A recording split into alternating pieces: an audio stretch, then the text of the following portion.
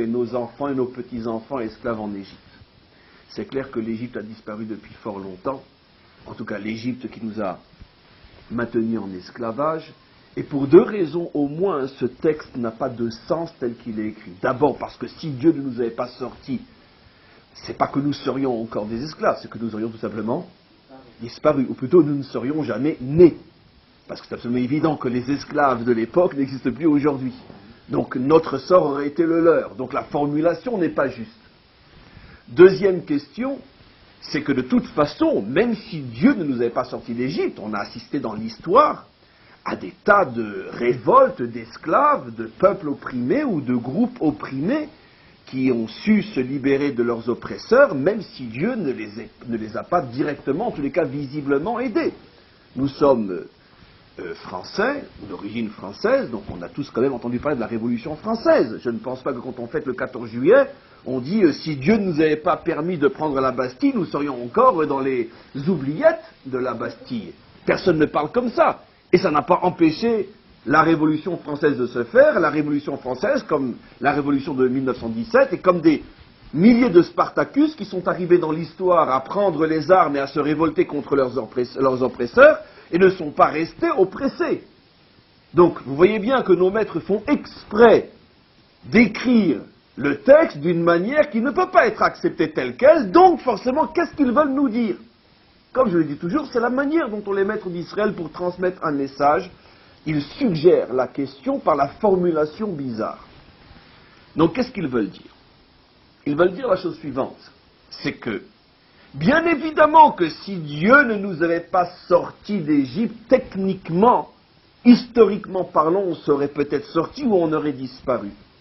Mais ici, comme je l'ai expliqué déjà des milliers de fois et vous le savez, la sortie d'Égypte telle que nos maîtres en parlent n'est pas le déplacement géographique d'un peuple d'esclaves ou d'opprimés qui ont pris les armes ou qui sont arrivés à se révolter contre leurs oppresseurs et qui ont quitté l'endroit. Il ne s'agit pas ici, on pourrait dire, d'un événement historique, ce n'est pas une prise de la Bastille, mais c'est quelque chose de beaucoup plus fondamental qui s'est produit à ce moment-là et qui fait que pour le comprendre, nous sommes obligés de faire intervenir le maître du monde, parce que si le maître du monde n'était pas intervenu, nous ne serions pas sortis de Mitzrayim, nous serions encore jusqu'à aujourd'hui en Mitzrayim, c'est-à-dire que même si nous avions effectivement pris les armes, ou nous savions tout simplement, nous serions réussi à nous enfuir et nous serions libérés de nos oppresseurs, il y aurait eu révolte, il y aurait eu sortie géographique,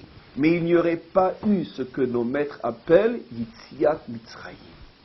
La sortie de Mitzrayim n'a rien à voir avec la révolte des opprimés contre les oppresseurs. On peut très bien être un opprimé qui se révolte contre ses oppresseurs, et malgré tout, ne pas sortir de Mitzrayim. Parce que tout simplement, les opprimés d'hier reproduisent exactement le même modèle que les oppresseurs d'hier. La sortie de Mitzrayim signifie que le peuple juif, en tout cas on va parler pour l'instant de manière théorique, que le peuple juif est sorti d'un système, ce système qui s'appelle Mitzrayim. Parce qu'encore une fois, je suis très clair, vous comprenez tout ce que je vais expliquer, il est absolument évident que, d'ailleurs on a touché ce sujet-là il n'y a pas longtemps, il est absolument évident que ceux qui ont fait la révolution bolchevique, en tous les cas au moins à l'époque de Staline et bien plus encore, ont reproduit exactement le même système tyrannique que celui contre lequel ils avaient pris les armes. Donc ils ne sont pas sortis de Mitzrayim, ils ont tout simplement remplacé un oppresseur par un autre, mais le système est le même. Lorsque nos maîtres nous disent qu'on est sorti de Mitzrayim, c'est-à-dire qu'on a quitté définitivement un système. Et pour quitter ce système, disent nos maîtres, c'est absolument impossible sans Dieu. C'est-à-dire que tous les opprimés, lorsqu'ils arrivent à prendre les armes ou prendre tout ce que vous voulez, et arrivent à se débarrasser de leurs oppresseurs, les opprimés n'ont aucun moyen de ne pas, à leur tour, reproduire le système appelé, et c'est bien sûr ici un code, Mitzrayim, si ce n'est l'intervention divine. Et maintenant on comprend comment nos maîtres veulent que l'on lise ce passage. Si Dieu ne s'en était pas mêlé, nous ne serions ni nous, ni nos enfants, ni nos petits-enfants, et jusqu'à aujourd'hui nous serions encore en Mitzrayim, c'est-à-dire que même si nous étions sortis physiquement, historiquement, de cette oppression, de toute façon, nous aurions continué à appartenir au système comme tous les peuples appartiennent à ce système-là. C'est-à-dire que la sortie d'Égypte signifie qu'un peuple est arrivé à sortir de ce système appelé dans la Torah, et c'est bien sûr un code, appelé Mitzrayim. Avant d'expliquer un petit peu plus, je pourrais le faire de tellement d'autres manières, mais empruntons l'exemple ou la preuve de l'actualité présente. Pourquoi aller chercher des preuves théoriques? Regardez ce qui se passe une fois de plus, qui nous prouve malheureusement qu'on ne peut en aucun cas, même quand on le veut, on ne peut pas faire partie du système. C'est absolument impossible. Et j'explique. L'Union européenne vient de condamner à nouveau l'intervention d'Israël à Gaza. J'espère que vous le savez. L'Union européenne condamne, bien sûr, c'est condamnation, etc. Donc, la force exagérée utilisée par Israël à Gaza.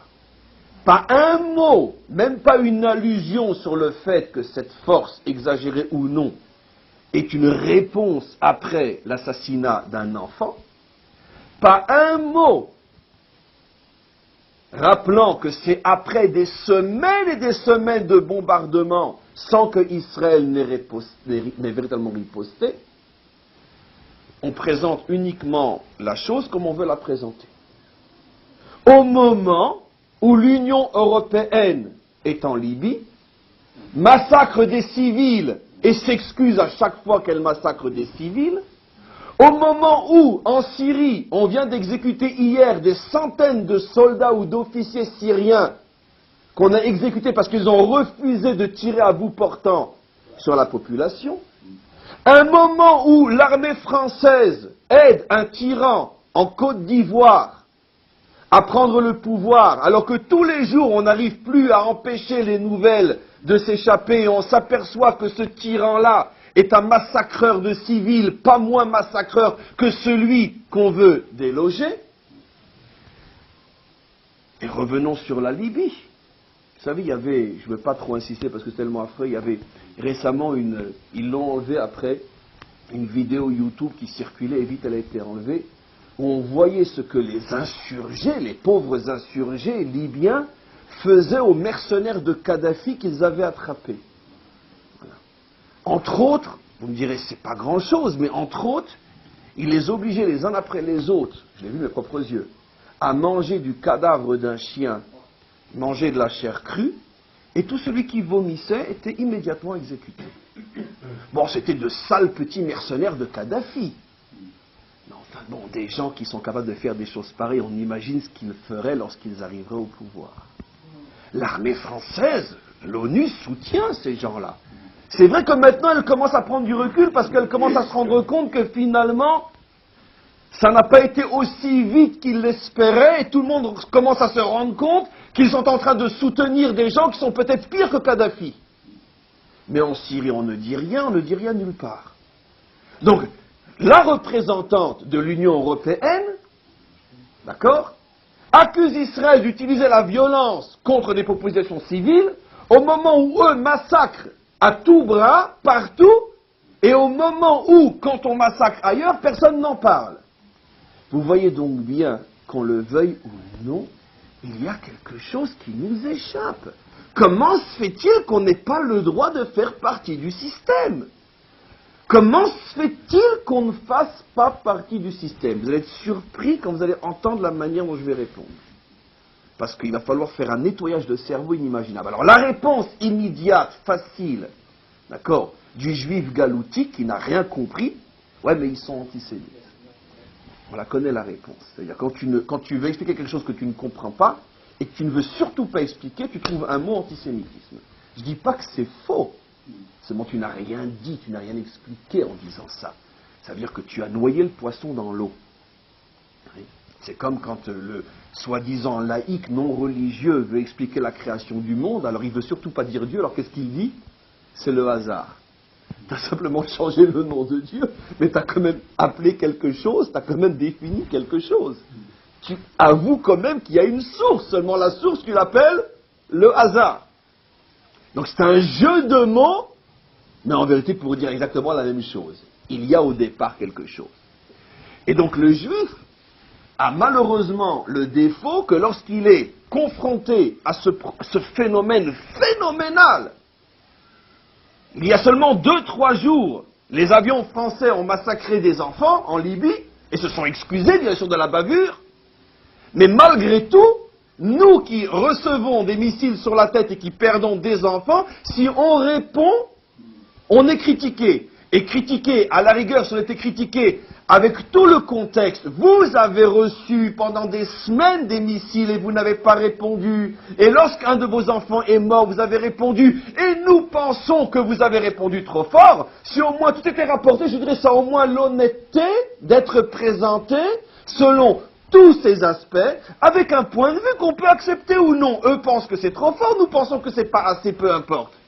Mais quand tu ne rapportes que le fait que nous tuons des civils déconnectés de tout le contexte, alors on se pose la question, mais pourquoi n'a-t-on pas le droit de faire partie du système? Pourquoi, lorsqu'il s'agit d'Israël, c'est toujours raconté d'une autre manière et on ne trouve nulle part ailleurs cette approche, nulle part ailleurs cette approche. Même lorsque l'on sait qu'on est en présence de barbares, comme Assad, qui fait tous les jours massacrer des dizaines de soldats qui refusent de tirer sur la population, et ça encore c'est ce qu'on sait. Et pourquoi personne n'en parle? Pourquoi personne n'en parle? Eh bien c'est ça, entre autres, Yitziat Mitzrayim. On est sorti d'un système. Et pour sortir de ce système, qui fait que dans le bien, mais comme dans le mal, et malheureusement dans notre histoire, souvent plus comme dans le mal que dans le bien, de génération en génération, le peuple juif s'aperçoit qu'il n'est jamais jugé, apprécié, même voire même critiqué selon les normes du système. Critiquez-nous, mais comme on critique dans le système, pourquoi en dehors du système? C'est ça, Yitziat Mitzrayim. Et ça, le fait que le peuple juif est sorti du système, c'est la preuve qu'il y a un Kadosh Baruch Hu derrière. C'est pas possible. C'est pas possible. Ça veut dire que, j'ouvre juste une petite parenthèse qui n'est pas le cours lui-même, écoutez bien ce que je vais dire, si on devait intelligemment, savamment, sagement, dans le sens de sage, donner une preuve irréfutable de la particularité de ce peuple et de son lien avec quelque chose de surnaturel, vous ne voulez pas l'appeler Dieu, appelons-le ce que vous voulez, mais quelque chose qui est en dehors des normes de la nature, ben la preuve la plus claire, c'est celle-là. C'est de voir que génération après génération, ce peuple-là échappe au système. Et on connaît tous trop bien notre peuple pour ne pas savoir que ce n'est pas faute de vouloir faire partie du système. Parce que s'il y a bien un peuple au monde qui supplie tout le monde de le laisser faire partie du système, c'est bien nous. Et ça ne marche pas. On n'est pas dans le système. Malheureusement, pendant toute la période de l'exil, on le voit surtout dans la relation quand il s'agit de critiques et de choses mauvaises, plus que quand il s'agit de bonnes choses. Donc maintenant, on commence à comprendre ce dont on parle ici. La sortie d'Égypte n'est pas la révolte d'oppressés contre des oppresseurs. La sortie d'Égypte, c'est la naissance d'un peuple dont l'histoire n'appartient plus au système connu chez les autres nations. C'est ça, la sortie d'Égypte. Et automatiquement, nos maîtres disent, et c'est les premiers mots de la Haggadah, Ilo Akadosh Baruch Hu lo hotzi otanu. Ça ne peut être que quelque chose de divin, un phénomène pareil. Parce que jamais dans l'histoire, on a vu une autre fois, une deuxième fois, un modèle pareil, qui échappe aux normes de l'histoire humaine. Donc c'est forcément quelque chose qui renvoie à Dieu, qui renvoie au moins à quelque chose de surnaturel. Pour aller plus loin, on va rentrer maintenant beaucoup plus profondément dans le cœur du sujet. Vous savez que si l'on creuse un petit peu et qu'on essaye de comprendre, d'arriver à la lecture plus profonde de ces premiers textes de la Torah, du récit de la création et surtout de la faute de Adam Arishon et de ce qui suit tout de suite après le meurtre de Havel par Caïn, on s'aperçoit finalement, je veux dire c'est une évidence mais on va l'interpréter, que les deux premiers épisodes fondateurs de l'humanité, qui sont la faute de Adam et le meurtre de Havel, ces deux premiers épisodes ont en commun qu'on parle d'un meurtre, d'un assassinat ou d'une tentative d'assassinat, puisque selon notre tradition, vous savez comment Rashi sur place explique l'un des aspects profonds de la venue du Nachash. Bien sûr, c'est un code, ne le prenez pas à la lettre, mais ici il s'agit d'un langage qui véhicule un message. Nos maîtres disent que l'intention du Nachash était de tuer Adam pour s'emparer de Chava, qui avait finalement deux mâles et une femelle, deux masculins et un féminin, puisque Nachash est masculin dans la Torah. Il y avait donc une sorte de jalousie entre eux, et le plan du Nachash, nous dira encore une fois, ce sont des métaphores, c'est pas à prendre à la lettre. Le plan du Nachash était de pousser Adam à manger, qu'il meure, et tout de suite empêcher Chava, elle, de manger, s'emparer d'elle et vivre avec elle. Alors, bien sûr, encore une fois, l'aspect technique n'a aucune importance, car c'est clair que les choses ne se sont pas passées à un niveau qui est celui que l'on peut imaginer avec mes propos, mais en tous les cas, ce qui est clair, c'est qu'au niveau du message, ce que nos maîtres veulent nous faire comprendre, c'est que le Nachash voulait utiliser ce fruit défendu, qui tue, qui est porteur de mort, pour finalement éliminer son concurrent, ou celui que lui avait défini ou voyait comme un concurrent. Je crois que ce n'était pas son concurrent, il lui a rien fait de mal. Et Chava était la femme de Adam, ce n'était pas la femme du Nachash. Mais il voulait s'approprier Chava, et il l'a tué d'une certaine manière, puisque même s'il ne s'agit pas d'une mort physique, comme on va le voir tout de suite après au niveau de Caïn et Havel, c'est une mort morale, une mort spirituelle, puisque la faute est une forme de mort, puisque Dieu ne peut pas se tromper. Quand Dieu dit « celui qui mange meurt », et on s'aperçoit qu'ils ont mangé, ils ne sont pas morts tout de suite, il y a deux réponses à ce niveau-là. D'abord, oui, ils sont morts au bout d'un certain long temps, et même ce long temps aurait pu être éternel s'ils n'avaient pas mangé, donc oui, ils sont morts, mais une réponse beaucoup plus simple, mais en même temps beaucoup plus profonde, c'est qu'il ne s'agit pas ici d'une mort physique, mais d'une mort spirituelle, d'une déconnexion. Et c'est ce qu'on voit tout après la faute, que Adam ne peut plus supporter le face-à-face, il ne peut plus supporter la présence de Dieu, il se cache.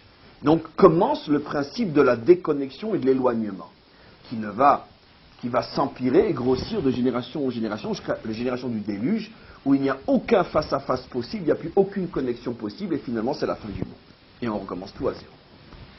Donc en tous les cas, qu'est-ce que la Torah nous montre, en tout cas d'après notre tradition, c'est que le fond de la première faute de l'humanité, c'est l'assassinat ou la tentative d'assassinat d'un être par un autre.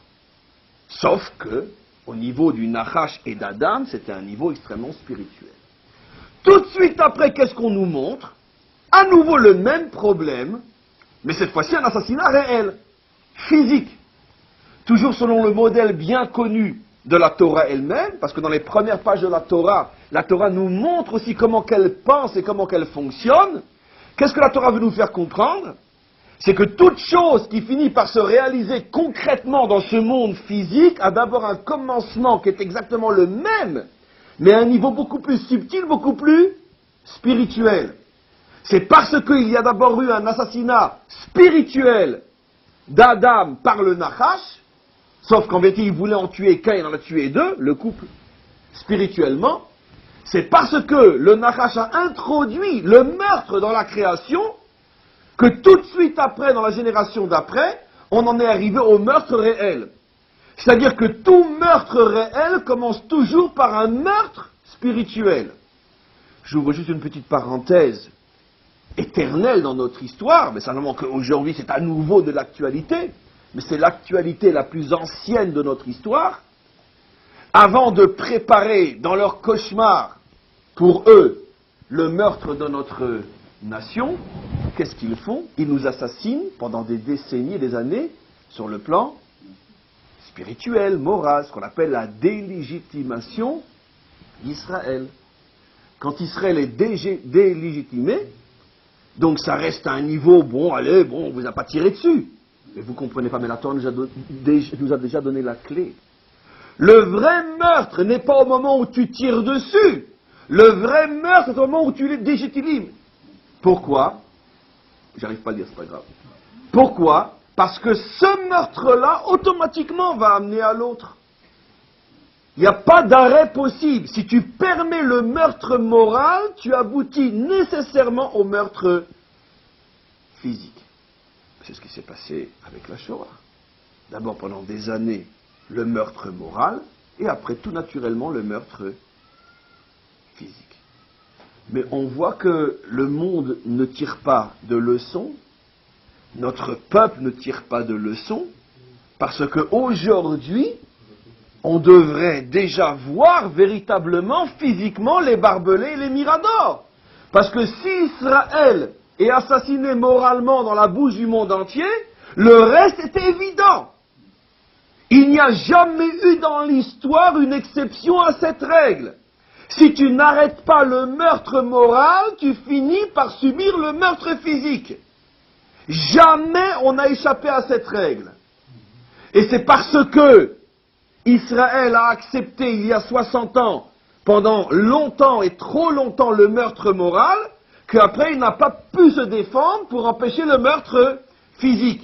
Et quel est le piège? Le piège est que le meurtre moral ne fait pas mal et ne tue pas, et on peut très bien s'en accommoder et vivre avec, et donc on ne dit rien, en se disant que finalement, si tu ne dis rien, tu ne rajoutes pas de l'essence sur le feu, toujours le faux et le mauvais calcul, et si on savait simplement, dans les deux sens du terme, simplement avec simplicité lire la Torah, on s'apercevrait que la règle est absolue, puisque c'est une règle divine, ça veut dire qu'elle fait partie des structures fondamentales de la création et de l'histoire. C'est incontournable. Si tu acceptes le principe du meurtre moral, tu ne pourras pas empêcher le meurtre physique. À partir du moment où il y a eu le meurtre moral d'Adam et de Chava, automatiquement ça a entraîné le meurtre physique de Havel par Caïn. Simplement que la génération qui est assassinée moralement n'est pas forcément la génération qui sera assassinée physiquement. C'est peut-être celle de ses enfants. Et donc à chaque fois, on retrouve le même système. D'abord, on tue moralement. Finalement, on prépare le monde à accepter que la victime mérite de mourir. Et pendant toute cette période-là, si tu te tais, c'est fini, t'es mort. Et on a beau le savoir, et on a beau, excusez-moi l'expression, mais comme des crétins finis dans 15 jours ou 3 semaines, recommémorer Yom HaShoah, et on reste les mêmes crétins qui n'ont rien compris. Et on va faire encore des grands rassemblements, des trucs et des machins, et on n'a rien, mais strictement rien, mais absolument rien compris. Rien. Parce que ce qu'il faudrait faire, on ne le fait jamais. C'est se mettre à hurler, à défiler, à menacer, à descendre dans les rues, à tout casser, à tout brûler, au moment où la représentante de l'ONU ose dire que nous utilisons la violence sans dire que c'est après l'assassinat d'un de nos enfants. C'est à ce moment-là qu'on devrait mettre le feu à l'Union européenne, c'est à ce moment-là que nos représentants, nos diplomates devraient faire un scandale là-bas, au point de la faire rougir de honte, parce qu'on ne l'a pas fait, on va tous être comme des crétins dans 15 jours, à commémorer Yom HaShoah. Voilà. Donc, on est effectivement des crétins. Je vais faire la parenthèse. Comment? On va pas pouvoir le changer. Mais non, il est immuable si tu... Justement, si on avait été capable, lorsqu'elle a ouvert sa bouche, de lui faire tellement honte qu'elle aurait demandé des excuses en public, parce qu'elle se serait rendue compte, cette fois-ci ça ne passe pas, Mais comme elles se rendent compte que ça passe, comme Hitler s'est rendu compte que ça passe, et comme tout le monde, dans tous les tyrans, toutes les générations se rendent compte que ça passe, parce qu'au moment où le Fajou devrait ouvrir la bouche, il n'ouvre pas, et c'est ça le sort de les saper b'Yitziat Mitzrayim. Elle n'est pas sortie d'Égypte. Comment?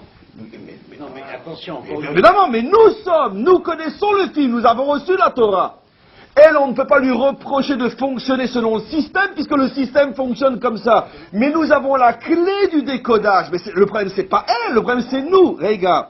Le problème, c'est nous. Nous qui sommes en possession, ou qui sommes censés être en possession du décodage.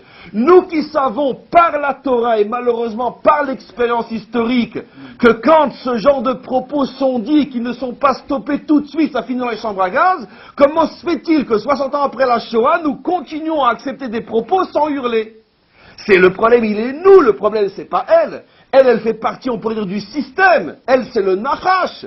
Elle est là pour tuer. Mais nous qui avons l'expérience, comment se fait-il que nous nous taisons? Le problème c'est nous, oui. Nous ne nous taisons pas. Nos diplomates peuvent dire ce qu'ils veulent. Nous aurions dit ce qu'ils veulent. On n'est pas ni dans la presse écrite, ni dans la presse... Non. Parce qu'il y a scandale et scandale. Non. Bon, je ne vais pas maintenant consacrer le cours à cela. J'utilise mon droit de réponse. Et d'une manière, on pourrait dire, sans vous donner à vous le droit de réponse, par toute amitié, juste par respect, je vous dis que non. Parce qu'il y a effectivement les réponses diplomatiques qui utilisent le jeu et la bienséance diplomatique, qui, elles, sont faites effectivement, mais qui ne passent nulle part dans la presse. Et il y a une autre manière très brutale qui, elle, ne pourra pas ne pas passer, parce que ça va faire un tel scandale. D'accord? C'est qu'en plein milieu, en pleine ONU, sale petite garce, ferme-la. Ça, je vous garantis que ça passe dans tous les journaux. Ça veut dire, n'utilise surtout pas la méthode que eux utilisent, parce qu'elle ne mérite pas autre chose que sale petite garce, ferme-la. Et si tu parles comme ça, tu vas voir si ça passe dans la première page du Monde. Et si on était habitué à réagir comme ça à chaque fois qu'on est dans une situation de Hitler 1923, on n'en arriverait pas à Hitler 1938. Parce que ce qu'elle a dit hier ou avant-hier, c'est Hitler 1923. Ou 33, pardon. Et donc, non, 23, ça commence à 23, pas 33. 33, c'est déjà trop tard. C'est quand il prend le pouvoir. Je parle du Hitler 1923, quand il était dans les tavernes et qu'il commençait à se faire des petits groupes. C'est à ce moment-là qu'il fallait hurler. Parce qu'à ce moment-là, si on avait hurlé, il n'était encore rien, et il n'aurait pas pu continuer. Donc, en tous les cas, oui, vous avez raison, mais oui, j'ai raison aussi, parce qu'on ne parle pas de la même chose. Il ne faut surtout pas utiliser le terrain de la bienséance, parce que justement, on n'a pas d'audience sur ce terrain-là. Il faut utiliser un autre terrain. Donc, en tous les cas, je reviens maintenant à ce que j'explique. La Torah nous montre un problème fondamental. On ne tue jamais quelqu'un physiquement, comme on dit, de but en blanc. On prépare sa mort. Je parle dans le vrai meurtre, le meurtre dont nous parle la Torah, le meurtre idéologique. On prépare sa mort. Et après, lorsque tout le monde a accepté sa mort morale et spirituelle, automatiquement, le meurtre physique coule de source. Donc en tous les cas, la Torah nous montre que finalement le premier problème de l'humanité, sauf que j'ai maintenant expliqué un mécanisme qui nous concerne, le premier problème de l'humanité, c'est le meurtre. Ça veut dire que l'un refuse la place de l'autre. L'un refuse l'existence de l'autre. Et pourquoi, à votre avis, je vais l'expliquer aussi de manière très très simple, et pourquoi, à votre avis, c'est ce que la Torah a choisi pour être le message fondamental du mal, puisque le mal a différents aspects, ça peut être l'idolâtrie, ça peut être le mensonge, ça peut être la cupidité, ça peut être la passion, ça peut être tout ce que vous voulez, le vol. Pourquoi c'est ce message que la Torah a choisi pour nous présenter ce que l'on appelle dans toutes les traditions, pas seulement la tradition juive, la faute originelle, le péché originel, ça veut dire donc la racine fondamentale de toutes les fautes de l'humanité. Simplement que notre interprétation montre qu'il s'agit beaucoup plus que la faute d'avoir mangé ou désobéi, c'est plus profondément que ça, la première tentative ou réalisation d'assassinat sur terre, tentative au niveau du Nachash, puisque ça reste moral, et réalisation au niveau de Caïn. C'est ça pour nous la première faute de l'humanité. Pourquoi la Torah choisit ce modèle comme étant la racine de la faute? Parce que ça fait allusion, et je vais dire encore une fois d'une manière très rapide, très résumée, très simple, ça fait allusion justement à un problème fondamental que les grands maîtres d'Israël, qui expliquent ce qu'on appelle le sod, les secrets, nous ont enseigné sur la manière dont Dieu a créé, ou qu'est-ce que Dieu a dû faire pour pouvoir être créateur. Je vous ai déjà souvent expliqué, parce que ce sont des notions qui aujourd'hui font partie, on pourrait dire, de la connaissance du grand public, bien que comme toutes les connaissances du grand public, c'est souvent mal compris et mal connu. Et vous avez tous entendu parler de la notion de tzimtzum, de rétraction, de contraction. Les maîtres d'Israël, déjà depuis des siècles, voire même des millénaires, puisque c'est déjà dans le Zohar, nous expliquent pour que nous puissions apparaître, pour qu'il y ait une place dans laquelle le monde ou les mondes puissent exister, il a fallu que Dieu se contracte, ça veut dire qu'il laisse de la place. Parce que, étant infini, étant omniprésent, rien ne peut exister en dehors de lui. Donc il y a une sorte, disent nos maîtres, d'incompatibilité entre Dieu tel qu'il est dans son essence absolue et la création elle-même. Parce que, on pourrait dire pour le monsieur tout le monde, le commun des mortels, ça paraît évident, Dieu a créé. Mais oui, pourquoi pas, parce qu'il peut tout faire. Mais pour les maîtres d'Israël se posait un problème fondamental. Mais comment peut-il créer? C'est-à-dire, comment peut-il laisser une place à autre que lui? Puisque justement, s'il est Dieu, il est infini, il est omniprésent, il est partout, il est tout. Donc comment quelque chose d'autre que lui peut avoir une place et exister? Et plus encore, quelque chose d'autre qui est le libre arbitre et la liberté même de nier Dieu. Comment une chose comme celle-là peut-elle exister si Dieu est véritablement infini? Je ne vais pas trop, bien sûr, insister sur la question des maîtres d'Israël. Chacun peut, avec sa propre réflexion et surtout avec le temps et les études, comprendre de plus en plus profondément à quel point cette question est effectivement une question énorme. Seulement que comme nous ne comprenons pas vraiment ce qu'est Dieu, on n'arrive pas à apprécier la grandeur de la question. En tous les cas, ils disent, pour répondre à cette question, que finalement, l'acte de création est un acte de contraction. Ça veut dire de voilement. Dieu a accepté de se contracter, ça veut dire de ne pas montrer, de ne pas exprimer son infini, donc de se limiter pour permettre l'existence d'autres que lui. Parce que si Dieu ne se limite pas, comment veux-tu que quelque chose d'autre que lui puisse exister? Donc finalement, l'essence même de la création est un acte de contraction, de limitation, si j'ose dire, de Dieu lui-même. Il n'y a pas de limitation de Dieu, il n'y a pas de possibilité pour que quelque chose d'autre que lui puisse exister. Et donc, bien sûr, on résume, et je m'en excuse tellement je dois simplifier et simplifier. Mais si maintenant j'ai compris ce que je viens de dire, quel est donc l'acte anti-Dieu absolu, celui qui, on pourrait dire, prend le contre-pied absolu du divin? Ben, c'est le fait d'éliminer l'autre pour toi prendre la place. C'est l'absolu contraire de l'acte divin. Ça veut dire qu'il n'y a pas un acte qui nie la création, et donc Dieu en tant que créateur ou Dieu tout court, autant que l'assassinat. C'est vrai que dans chaque faute, il y a un petit peu de cela. Quand tu voles, tu prends quelque chose à l'autre. Quand tu convoites, etc. C'est évident que la faute par excellence est toujours un débordement de soi. C'est le tronc commun à toutes les fautes.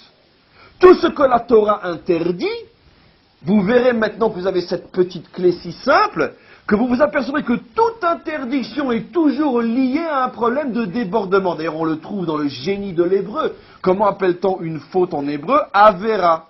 La avor, ça veut dire traverser, aller au-delà de ta limite. C'est ça une avera. À chaque fois que tu vas au-delà de ta propre place, tu es en situation de faute. Simplement que tout le monde comprend que prendre le bien de l'autre, même prendre la femme de l'autre, c'est infiniment moins grave que prendre l'autre complètement, ça veut dire de le tuer. C'est-à-dire l'expression la plus totale de ce refus de contraction, de ce refus de limite, c'est le meurtre. Et donc automatiquement la Torah commence par ce message. À partir du moment où pour que tu existes, Dieu a dû se contracter, se limiter, si j'ose dire, se replier à l'intérieur de lui-même pour ne pas te montrer son absolue puissance, pour te laisser de la place et le sentiment que tu existes en dehors de lui, la moindre des choses pour que tu puisses justifier et mériter ton existence, c'est de te comporter un petit peu comme lui. Donc laisse de la place.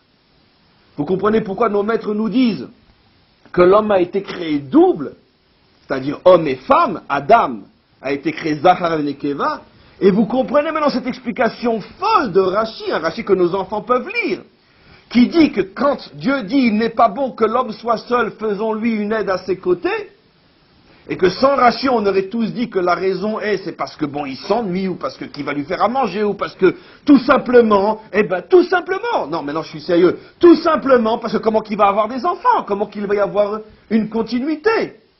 De toutes les bonnes raisons de justifier l'existence de cette femme, Rashi va chercher une raison, même si on avait voulu l'inventer, on ne l'aurait pas trouvé tout seul, et il dit, c'est pour que l'homme ne se prenne pas pour Dieu, parce qu'il n'y a que Dieu qui est seul, en dehors de lui, il ne peut y avoir que deux. Voilà ce que dit Rashi. Bon, je peux comprendre que mon maître est là pour me rappeler que Dieu existe, je peux comprendre donc, mais pas ma femme. Ma femme, apparemment, la raison, c'est pour beaucoup d'autres choses, et peut-être aussi celle-là. Non. Rachid dit non. Dans la mesure où le premier, deuxième qui apparaît, c'est l'épouse, sache que la raison fondamentale de l'existence de l'autre, c'est pour qu'il te dérange, pour qu'il te fasse comprendre que tu n'es pas seul. Et c'est pour ça, elle a réussi bien sûr, mais bien sûr, et c'est pour ça qu'elle s'appelle Kenegdo, que tout le monde traduit malheureusement, et encore l'un des grands crimes de traduction, une aide à ses côtés, et vous savez tous, parce que vous avez un minimum d'oreilles qui résonnent l'hébreu, Kenegdo veut dire contre lui, et pas à ses côtés. Je ne sais pas d'où les traducteurs se permettent à ce point de prendre cette liberté face au texte. Kenegdo, contre lui. Alors maintenant, pourquoi les traducteurs n'ont pas voulu traduire comme c'est marqué dans la Torah? Pourquoi? Parce que tout le monde avec sa propre expérience a tellement l'habitude du Kenegdo qu'on ne va pas encore lui donner une source positive dans la Torah elle-même. Donc on préfère dire à ses côtés. Mais non, mais elle n'est pas du tout là pour être à tes côtés. Elle est là pour être contre toi, pour te déranger. Mais évidemment, non, là, dans l'histoire ça réussit, mais ce que les traducteurs ne voulaient pas, c'est lui donner une origine divine à ce problème. Parce que l'homme a l'impression que c'est quelque chose qui n'est pas normal. Or la Torah dit qu'elle n'a été créée que pour ça, mais ce n'est pas elle, c'est l'autre en général. L'autre n'existe que pour te déranger. Eh bien, posons la question au maître du monde, et pourquoi t'as créé l'autre pour me déranger? Rashi explique. Pourquoi? Mais parce que comment tu vas être comme Dieu si tu n'as pas l'expérience qui te permet donc de te limiter, de te contenir, de te contracter pour laisser de la place. Dieu, lui, c'est pour ça qu'il est Dieu, il n'a pas besoin de quelqu'un contre lui pour se contracter. Et regardez la puissance de l'explication. C'est justement ça la véritable grandeur de Dieu. C'est qu'il se contracte sans qu'il soit contraint de se contracter. Et c'est pour ça qu'il est Dieu. L'homme, malheureusement, si tu ne l'obliges pas à se contracter, il ne se contractera jamais. C'est la différence fondamentale. On comprend ce que dit Rashi. Pour ne pas que l'homme se prenne pour Dieu. Mais qu'est-ce que veut dire Rashi? Ça veut dire que l'homme se rend compte que s'il n'avait pas en face de lui quelqu'un pour le contredire, il ne se contracterait jamais. Et en ce sens-là, il est fondamentalement et essentiellement différent de Dieu. Mais si déjà je t'aide à te contracter, alors ne me tue pas celui qui est en face de toi. Parce que là, c'est comme si tu m'avais craché au visage.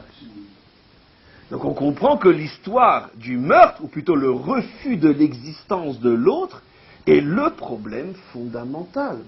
Vous avez donc maintenant compris pourquoi, et je le répète souvent, d'accord? C'est impossible, impensable, c'est un crime spirituel, moral, intellectuel d'imaginer que toute l'humanité soit juive et attachée à la Torah. C'est impossible, puisque c'est contraire au projet de la création. Il faut qu'il y ait des gens qui ne soient pas comme toi. Parce que si on est tous comme toi, alors tu ne peux pas être comme Dieu. Être capable de te contracter et d'accepter la différence. Simplement, tu ne seras jamais comme lui, parce que lui accepte ça tout seul. Toi, il faut qu'on t'aide. Et donc, bien sûr qu'il faut prier tous les jours pour qu'il reste une humanité dans laquelle il y ait 70 peuples non juifs et un peuple juif. Mais 70 peuples non juifs qui acceptent le principe de l'acceptation de l'autre, ce qui est tout simplement le vrai monothéisme, avec ses couleurs différentes selon qu'il s'agit de nous ou des autres. Quelle est la preuve absolue d'une religion fausse et abominable? Celle qui prétend s'étendre sur le monde entier et conquérir tout le monde et ramener tout le monde sous son étendard. C'est la définition absolue d'une religion fausse. Puisque, est-ce que ce qu'elle dit cette religion-là? Il n'y a pas de place pour la différence. Mais c'est tellement évident quand on l'a compris. Et jusqu'à aujourd'hui, tout le monde tombe dans le piège. Pourquoi? Parce que rien n'est plus difficile que d'être vrai lorsqu'on est un menteur. C'est-à-dire, lorsque tu es un menteur, tu ne peux produire qu'un mensonge. Donc, dis-moi ce que tu penses en ce qui concerne ta vérité, je te dirai si c'est une vérité ou si c'est un mensonge. Si tu me dis ta vérité doit être la vérité de tous, tu peux être sûr que c'est un mensonge. Parce que nous disons et hurlons depuis des millénaires, et on le répétera jamais assez, surtout ne soyez pas juifs. C'est pas ce qu'on vous demande. Parce que pour que moi je sois juif, j'ai besoin de toi qui est différent pour me rappeler que je ne suis pas Dieu. Voilà. Donc, mais non, ce qui est vrai pour moi est vrai pour lui, et ainsi de suite. Et c'est dans cette confrontation et dans cette entente à l'intérieur de la différence que naît le serviteur de Dieu véritable. Celui qui sait qu'il n'est pas Dieu. Parce que c'est le fondement d'un service divin authentique. D'abord, ne te prends pas pour Dieu. Donc, accepte la différence. Et après, tu peux me servir. Puisque c'est en t'acceptant que je t'ai permis d'exister. Donc, comment tu peux me reconnaître si tu es à l'extrême opposé de ce que je suis? Je suis quelqu'un qui laisse de la place. Donc, laisse de la place et prouve-le avec l'autre. On continue. Maintenant, mes amis, ce que vous allez voir, c'est que, finalement, cette interdiction de tuer, ou plutôt d'assassiner, ça veut dire de priver l'autre de son droit à l'existence pour que toi tu lui prennes de la place. Je veux juste une petite parenthèse. Je vous ai déjà dit des milliers de fois, puisqu'on parlait de crimes de traduction, ce que je veux dire, vous l'avez déjà entendu, mais on ne le répétera jamais assez. Il n'est marqué jamais, il n'est jamais marqué, il n'a jamais été marqué dans la Torah, il n'est marqué nulle part, pardon, dans la Torah. Excusez-moi si je bredouille aujourd'hui, parce que je suis en plein voyage de Pessah. Donc je suis très fatigué. Avant de venir, j'avais des torchons dans la main, et dès que je pars, j'ai de nouveau des torchons dans la main. Donc je suis épuisé. C'est pour ça que, des fois, je perds les pédales du langage, ce qui n'est pas habituel. Très bien. Donc j'ai le droit de temps en temps de m'embrouiller. En tous les cas, quoi qu'il en soit, il n'est pas marqué dans la Torah. Tu ne tueras point. Il est marqué, tu n'assassineras point. Regardez dans toutes les écoles d'aujourd'hui, même en hébreu moderne, il n'est pas marqué tu ne tueras point, mais tu n'assassineras point. Quelle est la différence fondamentale? D'où l'énormité, la gravité de la traduction. Toutes les langues, jusqu'en chinois et en japonais, traduisent par tu ne tueras point. Mais c'est terrible. C'est terrible, c'est parce qu'il y a marqué. Tu n'assassineras point. Quelle est la différence entre tuer et assassiner? Il y en a des milliards de différences.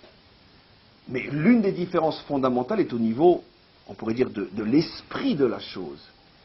Assassiner signifie que tu refuses à l'autre le droit à l'existence parce que tu veux lui prendre sa place. Tu veux ta place et la sienne. Ça, c'est assassiner. Maintenant, si ce n'est pas cette raison qui t'a amené à le tuer, par exemple un soldat qui se défend, ou une personne qui, pour sauver ses enfants, tire le premier, je ne vais pas prendre ta place. Au contraire, c'est toi qui voulais prendre la mienne. C'est la différence entre légitime défense, qui s'appelle tuer, et meurtre. Légitime défense, c'est que toi, tu veux me prendre ma place. Le meurtre, c'est que moi, je veux prendre ta place. Donc, tuer n'est pas toujours assassiner. De la même manière que je n'ai pas le droit de prendre ta place, je n'ai pas le droit de te laisser prendre la mienne. En ce qui concerne la Torah nous interdit de laisser quelqu'un prendre notre place. C'est-à-dire, nous interdit de rester passif face à celui qui veut te tuer.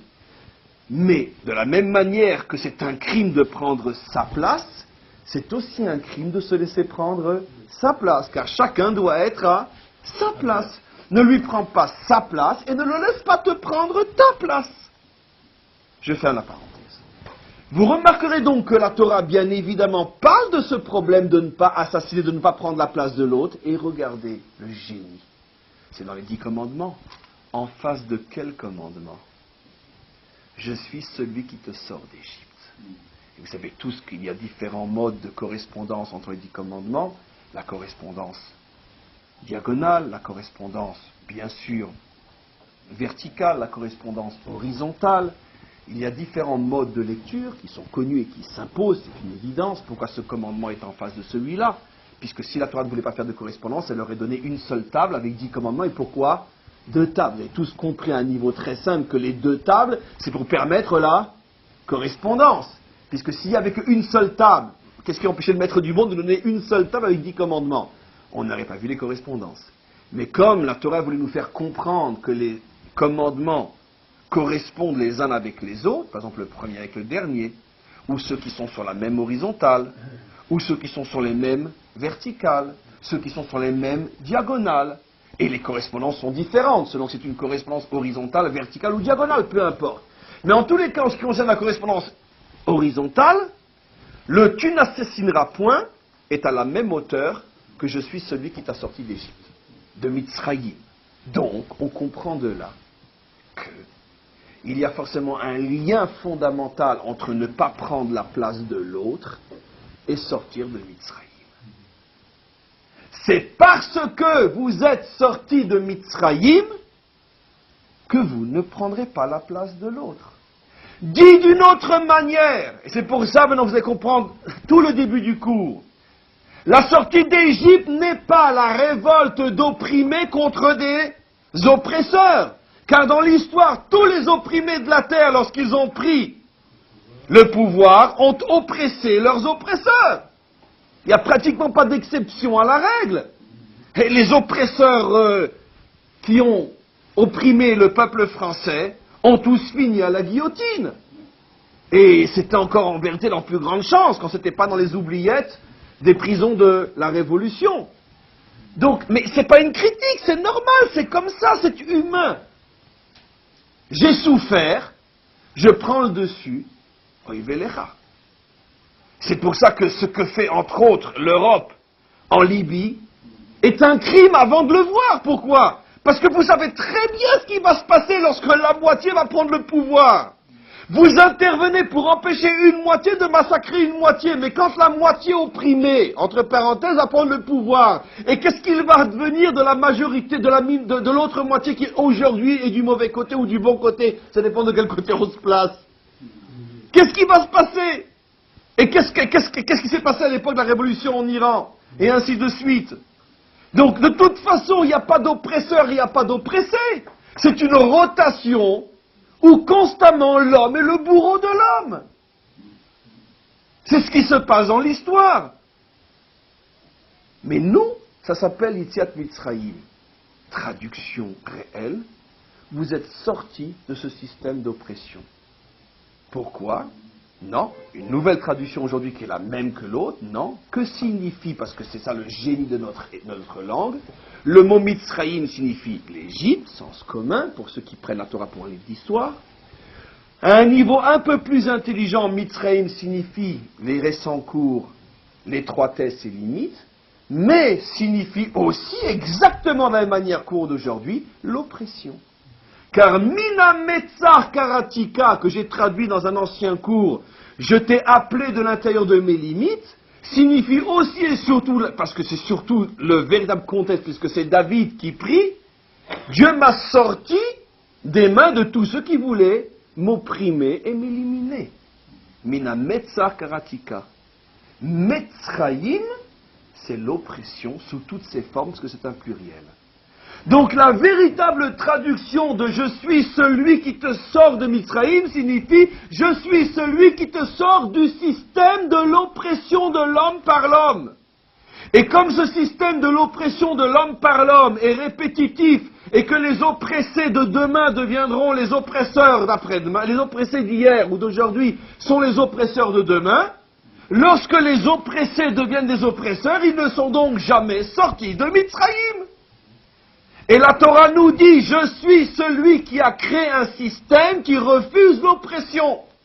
Donc vous êtes libérés, ne soyez pas à votre tour des oppresseurs.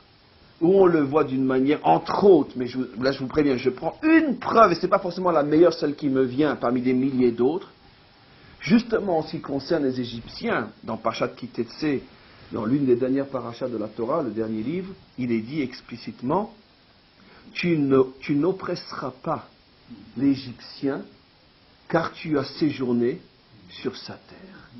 Et tous les commentaires se posent la question, non attends, on se fiche de qui? Mais on a séjourné comment sur sa terre? On a plutôt séjourné dans son île, plutôt. Ou dans ses déserts, en mourant de faim et de soif, fouetté à mort en train de construire des pyramides. Si on n'avait que ce verset-là, on pourrait croire qu'on sort du Club Med et qu'on nous dit de ne pas faire du mal au géo qui nous a... Non, attends, ça veut dire quoi? Tu n'opprimeras pas l'Égyptien parce que tu as séjourné sur sa terre? C'est tellement... C'est avec un humour, une ironie dont seule la Torah, le secret. C'est à oublier ce qui s'est passé en Égypte. Non, non, non, non, non, non, non. Ce verset est bouleversant, bouleversant. Mais justement, si tu les oppresses parce qu'ils t'ont oppressé, alors t'es comme eux. T'es donc pas sorti de Mitzraïm. C'est justement parce qu'ils t'ont oppressé qu'il ne faut pas les oppresser. Puisque justement, c'est ce que je voulais, qu'au moins sur Terre existe un système qui ne soit pas la répétition éternelle de l'oppresseur oppressé, de l'oppressé oppresseur. Donc si tu leur rends ce qu'ils t'ont fait, tu es exactement comme eux. Donc, tant que tu es en train de te défendre, bien sûr. Mais une fois que c'est fini, tu ne vas pas maintenant aller te venger et les oppresser en profitant d'un moment de supériorité et de force, comme pour dire, ah ben, vous nous avez fait ça, on va vous faire maintenant. Laisse tomber ce système. Je ne le veux pas pour toi, Israël. C'est malheureusement le système de l'humanité tout entière. Lorsque le faible prend le pouvoir, il règle ses comptes avec celui qui l'a fait souffrir. Je ne suis pas forcément en train de dire que c'est mauvais, peu importe. C'est pas ça le sujet du cours.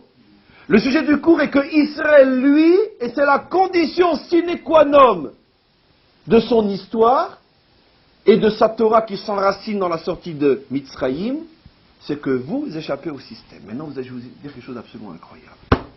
Je vais faire un raccourci. Pourquoi, je sais que je vais m'attirer l'histoire, mais celle que j'ai appelée la garce, pourquoi elle se permet de dire des choses pareilles? Elle est comme tous les Hitler de l'histoire. Pourquoi? Mais c'est très simple. Mais parce que, je vais vous expliquer quelque chose, mais ça va être très dur de le comprendre.